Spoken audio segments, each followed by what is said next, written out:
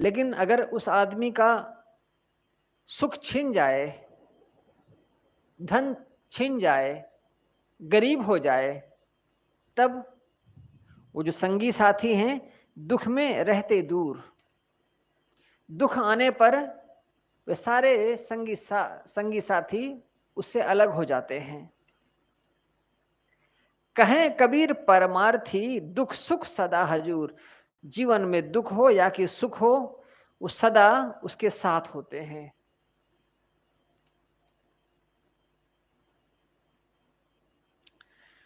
साधु के पास कोई भी आए, रमन की जीवनी जिन्होंने लिखी है, रमन महर्षि की जीवनी, उन्होंने लिखा कि उस समय आने जाने के साधन नहीं हुआ करते थे, तो पैदल ही लोग आया करते थे। और कहाँ से? बहुत बहुत दूर से, जंगलों से होते हुए, पहाड़ों से होते हुए आते थे उनके दर्शनों के लिए। रमन उनसे कभी नहीं पूछते थे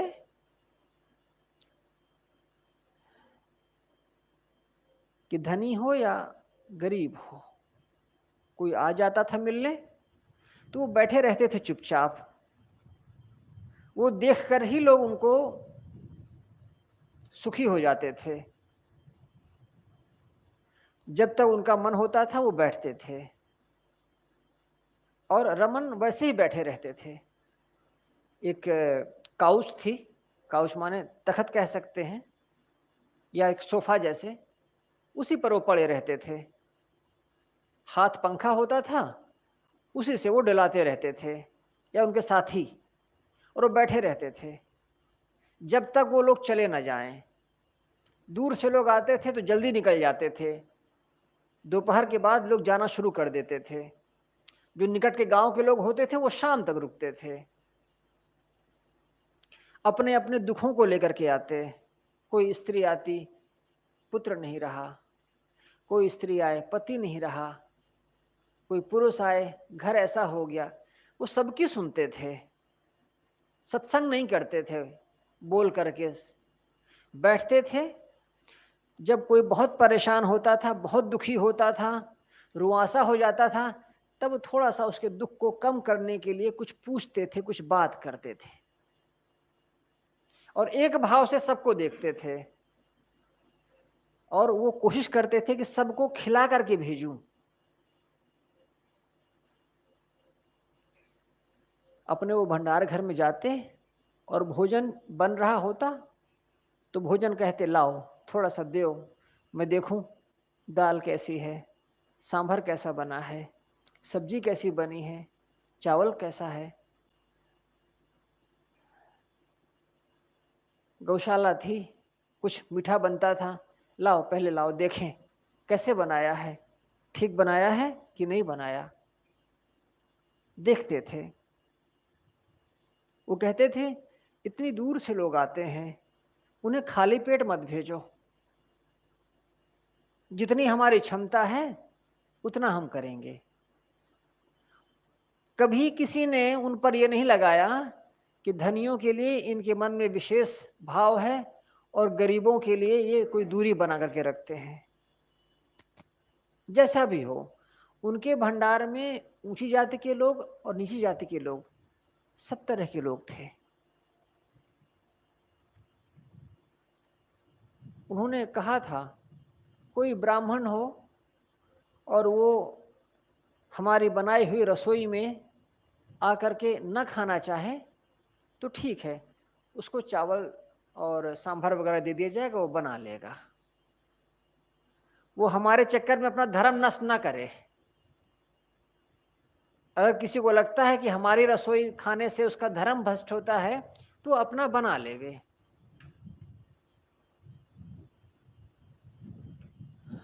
और वो स्वयं जाकर के देखते थे। 70 वर्षों तक वो जिए और 17 वर्ष की उम्र में वो साधु हुए थे, और लगभग 50 वर्षों तक वो एक ही भाव से जिए। किसी के धन को देख करके उसके प्रति निकटता नहीं, और किसी के अभावों को और किसी की गरीबी को देख करके उससे अपने आप को दूर ना कर लेना।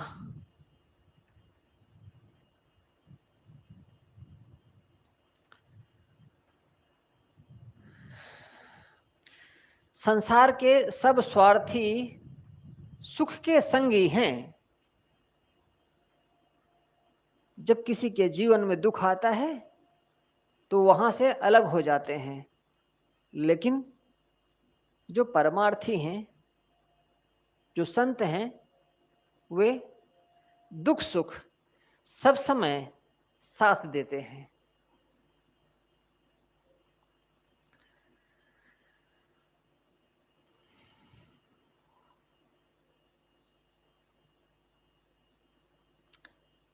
स्वार्थ सूखा लाकड़ा, छाह बिहूना सूल।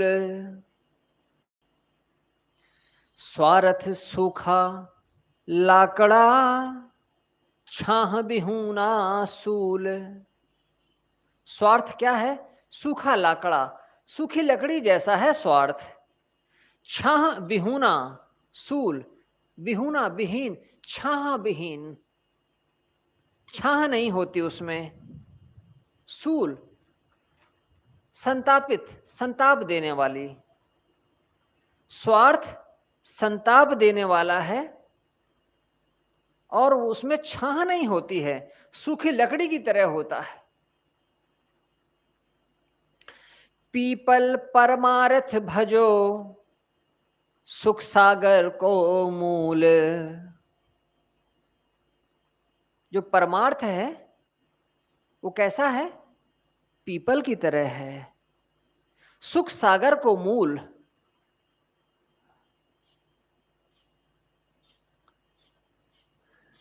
पीपल का जो वृक्ष होता है वो अगर उसको पानी मिलता रहता है शुरुआती दौर में, तो उसकी जड़ें बहुत गहरी पृथ्वी के हृदय तक पहुंच जाती हैं और वहां वो फिर वाटर टेबल, पानी के संपर्क में आती हैं, तो पानी हमेशा वो नीचे से ऊपर खींचती रहती हैं। पीपल फिर सूखता नहीं है और वो उसके तने का घेरा बढ़ता चला जाता है, उसकी शाखाएं विकसित होती चली जाती हैं। उसकी हर एक शाखा मानो एक पीपल का एक तना जैसे है, इतनी मोटी होती जाती है। उसकी पत्तियां जो होती हैं, उनका जो वो जो लकड़ी होती है, शिक्षा होता है, वो बहुत लंबा होता है। तो थोड़ी ही हवा चलती है, थोड़ी हवा चले तो पीपल की पत्तियां जो है फर फर फर फर फर फर आवाज करती हैं। उसमें सैकड़ों पक्षियों का बसेरा होता है और उसके नीचे छाया मिलती है, शीतलता मिलती है। अक्सर पीपल के पेड़ के नीचे लोग मंदिर बना देते हैं, लोग वहां बैठते हैं, सत्संग करते हैं। पीपल की तरह ही परमार्थ का रास्ता है। मानो वह सुख सागर का मूल है, सुख का सागर है और कल्याण की जड़ है। जो स्वार्थ है, जो सांसारिक स्वार्थ है, वह कैसा है? सूखा लाकड़ा, सूखी लकड़ी जैसा है। जैसे कोई ठूंठ हो, उसमें ना तो छाह मिलती है और क्या है, सूली। ईसा को जब सूली दी गई थी तो ऐसे ही एक पेड़ पर जो है चढ़ा दिया गया था और उसी में उनको कीलियां ठोक दी गई थी उनके हाथ पैरों में। तो सूखा वृक्ष है तो सूली का काम करेगा, छाह नहीं देगा। जो संसार के लोगों से जो संबंध है हमारे, वो स्वार्थों की पूर्ति के लिए है। और जो संतों का जो सत्संग है, जो सानिध्य है, अगर वो संत हैं तो, अगर संसारी साधु का वेश बना करके आ गया है तब तब वो भी स्वार्थों की पूर्ति में ही लगा है।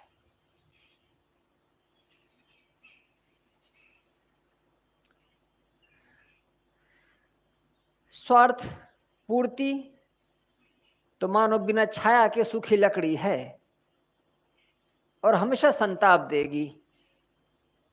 परमार्थ, सत्संग, धर्म ये पीपल वृक्ष के समान छायादार है, सुख का केंद्र है और कल्याण का मूल है। इसलिए परमार्थ का ही सेवन करें। और साहब की ये प्रसिद्ध साखी, धन रहे न जौबन रहे, रहे न गांव न ठाऊं, कबीर जग में जस रहे, कर दे किसी का काम। महाराष्ट्र में एक बाबा आमटे करके एक आदमी हुए हैं, अब उनका शरीर नहीं है शायद। बाबा आमटे सेना में थे, ड्राइवर थे, सेना की गाड़ियां चलाते थे। नौकरी शायद पूरी हो गई थी या नौकरी बीच में छोड़ दिए। नौकरी पूरी करके आए और वो लोग जिनको घाव हो जाता है हाथों में, कोढ़ियों की सेवा में लग गए। न जाने कैसे उनको प्रेरणा मिली, कहां से उनके मन में भाव जगा, कोढ़ियों की सेवा करने लग गए और आजीवन सेवा किए। डॉक्टरों को बुलाते, डॉक्टर घिनाता कोढ़ियों का इलाज करने में। तो उन्होंने कहा, हमको ही आप बता दीजिए, हमको सिखा दीजिए। तो डॉक्टर के यहाँ रह करके उन्होंने दवा इलाज करना सीखा और खुद इलाज करते थे। पत्नी थी उनकी और 2 बेटे। उन्होंने अपने बच्चों से कहा, मैं डॉक्टरों के पास जाता हूँ तो डॉक्टर भी नहीं आना चाहता सेवा करने के लिए, तो अगर तुम लोग डॉक्टर बन जाओ तो कम से कम मुझे दूसरों के सामने जाना तो नहीं पड़ेगा। और जानते हैं, उनके दोनों बच्चे डॉक्टर हुए, एमबीबीएस डॉक्टर। और उन्होंने जिनसे शादियां की उन दोनों लड़कों ने, वो भी डॉक्टर। उनको 4 डॉक्टर मिल गए अपने घर के, और उस चारों के चारों उन्हीं के साथ सेवा में लगे। उनका नाम तो कुछ और था, लेकिन लोग उनको प्रेम से, जैसे बापू कहा गया गांधी जी को, वैसे उनको बाबा कहा गया, बाबा आमटे। पूरा जीवन लगाया उन्होंने सेवा करने में। कभी यह भेद नहीं किया कि ये जंगली है या ये शहर का आया है या अमीर है या गरीब है, जहां से भी आया। और उन्होंने एक बहुत बड़ा हिस्सा लोगों ने उनको दिया, उसका नाम रखा उन्होंने आनंद वन। क्या मिला उनको? वो जो कहा जाता है कि कुछ रोगियों के साथ रहने से कोढ़ हो जाता है, जीवन भर उन्होंने किया। अपनी पूरी उम्र, शायद उनकी उम्र पूरी हो गई है, उनके बच्चे उनकी देखभाल कर रहे हैं उस जगह की, और उनका बहुत बड़ा नाम है, बहुत फंड आता है, बहुत सेवा होती है।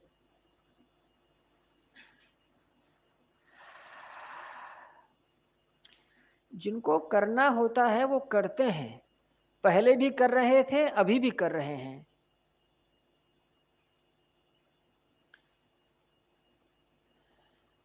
हिंदुस्तान में एक सॉफ्टवेयर बनाने वाली कंपनी है, विप्रो कंपनी, पूरी तरीके से भारतीय है।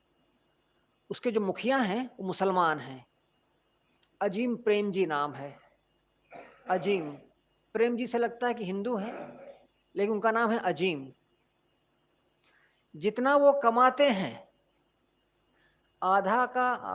आधा हिस्सा समाज सेवा में लगा रहे हैं। पिछले 20 वर्षों से इतना पैसा वो दे चुके हैं समाज सेवा के नाम पर कि बड़ी बड़ी कंपनियां उतना कमा नहीं पाती जितना उन्होंने दिया है। और भारतीय कंपनी है, वो भारत का आदमी है, अजीम प्रेम जी। लोगों ने कहा इतना जिगर कहाँ से आ जाता है, इतना कैसे दे लेते हैं? जैसे कोई 100 रुपए कमाए, कुरान में मुसलमानों के यहाँ नियम है कि अगर 100 रुपए कमाते हो तो 2 रुपए दे दो। 2 रुपए का उनके यहाँ विधान है, 2 रुपए दो, 98 रुपए अपने पास रखो। हिंदुओं के यहाँ ऐसा कोई विधान नहीं है, बस कह देते हैं जितना कमाओ थोड़ा सा भगवान को दे दो। थोड़ा कितना भी हो सकता है, 5 रुपया हो सकता है, 8 आने हो सकता है, 4 आने हो सकता है। एक आदमी 100 रुपए कमाता है, सीधे सीधे 50 रुपया जनता को दे रहा है, और बहुत बड़ा काम होता है उनकी तरफ से। तो कोई ये नहीं कह सकता है कि पहले करते थे अब नहीं किया जा रहा है। अभी भी हो रहा है, अभी भी करते हैं लोग।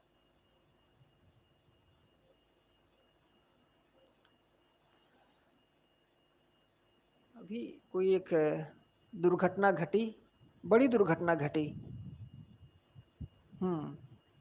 कोरोना टाइम में ऑक्सीजन की कमी हो रही थी। अंबानी ने कहा जितना ऑक्सीजन में खर्च हो रहा है उसका एक बड़ा हिस्सा हम देने की कोशिश करेंगे। पहली बार इस तरीके से उन्होंने कहा कि ऑक्सीजन की वजह से, ऑक्सीजन की कमी की वजह से बहुत से लोग मर रहे हैं, गरीब आदमी हैं। 6000 का सिलेंडर मिल रहा है, एक कहाँ से दे पाएंगे लोग? तो जनता को मुहैया कराया जाए सरकार की तरफ से, जो खर्चा लगेगा हम देंगे सरकार को। सब स्तर पे लोग काम करते हैं, अपने अपने स्तर पे।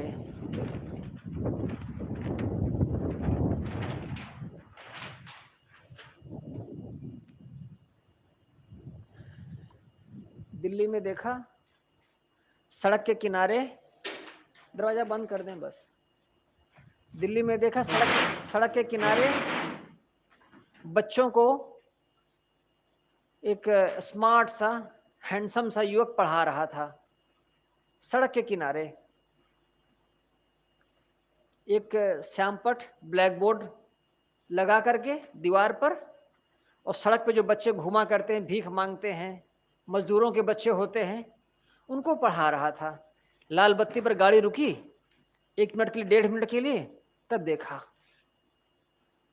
और वहां से कई दिन लगातार गुजरना हुआ, लगभग 1.5 महीने। देखता था कोई दूसरा आदमी पढ़ा रहा है, कोई महिला पढ़ा रही है, कोई पुरुष पढ़ा रहा है। पढ़ाते हैं लोग, उनको लगता है कि पढ़ाना चाहिए। अपने अपने हिस्से का जो पुरुषार्थ है अगर हम सब करने लगे तो किसी पर बोझ नहीं आएगा।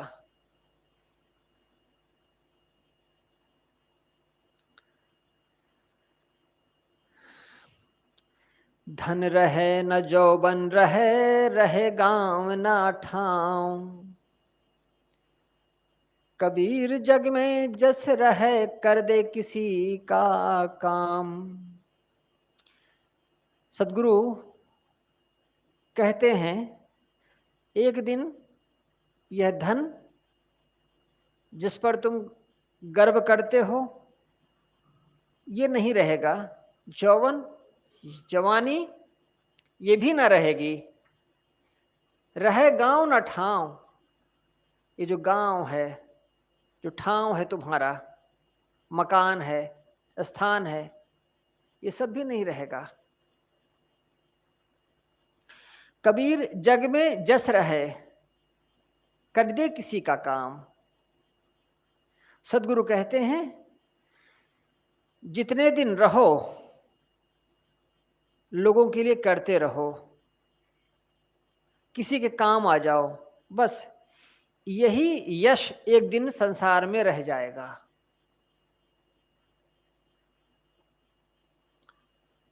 मालवीय जी के नाम पर एक मालवीय नगर रखा गया है इलाहाबाद में। उनके बाद के जो उनके वंशज हैं उसमें से बहुत से लोग हाई कोर्ट में जज हुए, बहुत से लोग अमेरिका में, जापान में प्रोफेसर हुए, बहुत से लोग कवि हुए। यश मालवीय एक बड़ा नाम है, उन्हीं के परिवार का है। गिरधर मालवीय इलाहाबाद हाई कोर्ट में जज हैं, उन्हीं के परिवार के हैं। लेकिन ये सब नाम छोटे हो गए। उस मदन मोहन मालवीय का नाम सबसे बड़ा है, जो कि कुर्ता धोती और टोपी पहन करके चलता था और नंगे पैर चलता था। उसका नाम अभी सबसे ज्यादा लिया जाता है। क्यों? क्योंकि उसने लोगों के लिए किया है। उनका मकान अभी बना है। बड़े परिवार वाले थे। मुझसे एक वकील कहते थे कि जीवन भर कोई वकालत करे, जीवन भर, और अगर उसने इतने मुकदमे लड़े, अगर कोई भी एक ढंग का मुकदमा लड़ा गया उसके द्वारा, तो उसको हाई कोर्ट की बही में लिख लिया जाता है, और जब कभी आगे निर्णय दिया जाता है तो उस मुकदमे को उद्धृत किया जाता है। अमुक वकील के समय में ये निर्णय लिया गया था, वो मुकदमा उद्धृत किया जाता है। एक मुकदमा अगर किसी के जीवन काल से एक मुकदमा अगर उद्धृत कर दे सुप्रीम कोर्ट का जज, हाई कोर्ट का जज, तो समझो कि बहुत बड़े वकील रहे हो। वो कहते थे मदन मोहन मालवीय ने वकालत किया, उनके जीवन में जो मुकदमे आए उसमें से 11 ऐसे मुकदमे थे जिनकी दलील दी जाती है। 11 बड़े मुकदमे उनके समय में आए जिनको उन्होंने लड़ा। 11 मुकदमे उनके ऐसे हुए जिसकी दलील सुप्रीम कोर्ट और हाई कोर्ट के जज भी देते हैं कि मदन मोहन मालवीय का एक केस था, उसमें अमुक निर्णय लिया गया था, उसी निर्णय के आधार पर हम ये निर्णय दे रहे हैं। इतना बड़ा वकील। लेकिन वकालत के लिए नहीं जाना जाता। किसके लिए जाना जाता है? उन्होंने जो बीएचयू बनवा दिया, काशी हिंदू विश्वविद्यालय बना दिया बच्चों को पढ़ने के लिए, रहने के लिए, वह पूरा का पूरा उनके परिवार पर वह नाम हावी हो गया। मैंने बताया बहुत से लोग कवि हैं, बहुत से लोग लेखक हैं, बहुत प्रोफेसर हुए, बहुत जज हुए, लोग नहीं जानते हैं, बस उसी मदन मोहन मालवीय को जानते हैं।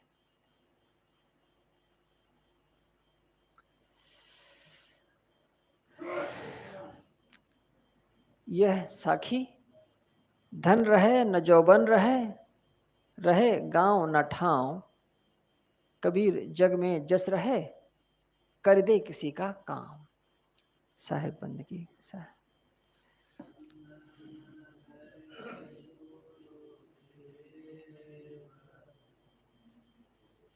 वंदन है गुरुदेव, वंदन है गुरुदेव, वंदन है गुरुदेव। काल जाल के फंदा